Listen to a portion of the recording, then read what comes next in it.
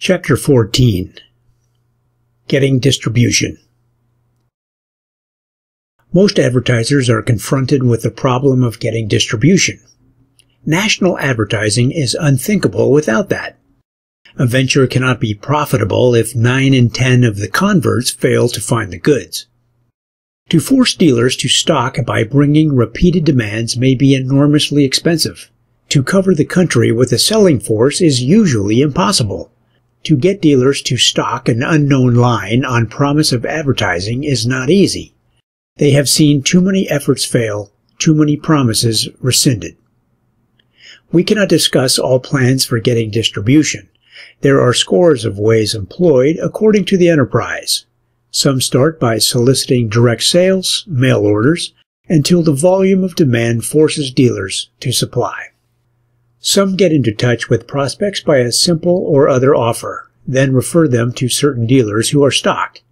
Some well-known makers can get a large percentage of dealers to stock in advance under guarantee of sale. Some consign goods to jobbers so dealers can easily order. Some name certain dealers in their ads until dealers in general stock. The problems in this line are numberless. The successful methods are many, but most of them apply to lines too few to be worthy of discussion in a book like this. We shall deal here with articles of wide appeal and repeated sales, like foods or proprietary articles. We usually start with local advertising, even though magazine advertising is best adapted to the article.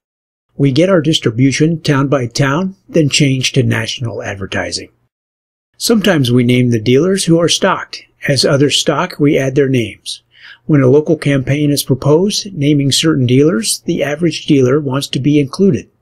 It is often possible to get most of them by offering to name them in the first few ads. Whether you advertise few or many dealers, the others will stock in very short order if the advertising is successful. Then the trade is referred to all dealers. The sample plans dealt with in the previous chapter aid quick distribution. They often pay for themselves in this way alone.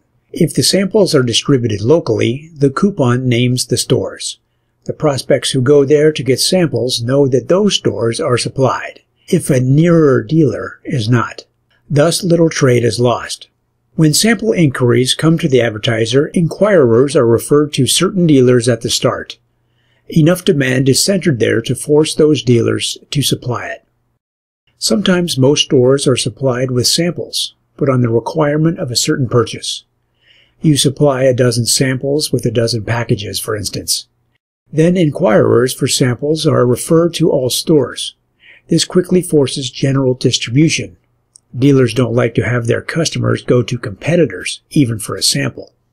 Where a coupon is used, good at any store for a full-size package, the problem of distribution becomes simple. Mail to dealers proofs of the ad which will contain the coupon. Point out to each that many of his customers are bound to present that coupon.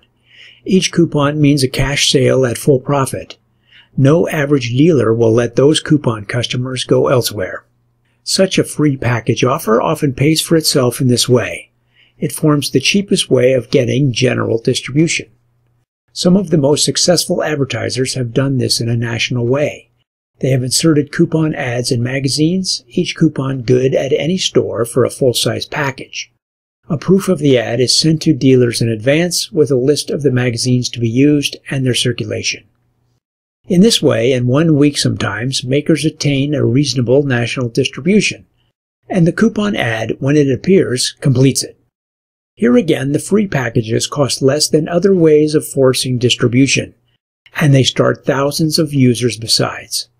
Palmolive soap and puffed grains are among the products which attained their distribution in that way.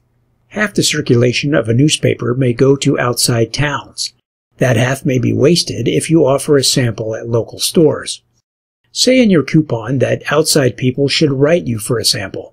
When they write, do not mail the sample. Send the samples to a local store and refer inquirers to that store. Mailing a sample may make a convert who cannot be supplied, but the store who supplies the sample will usually supply demand.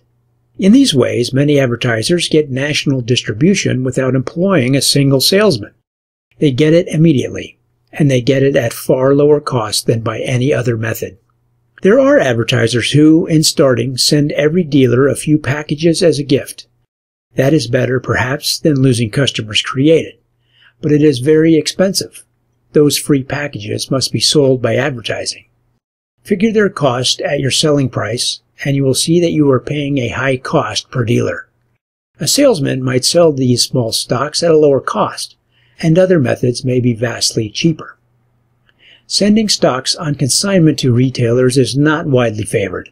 Many dealers resent it.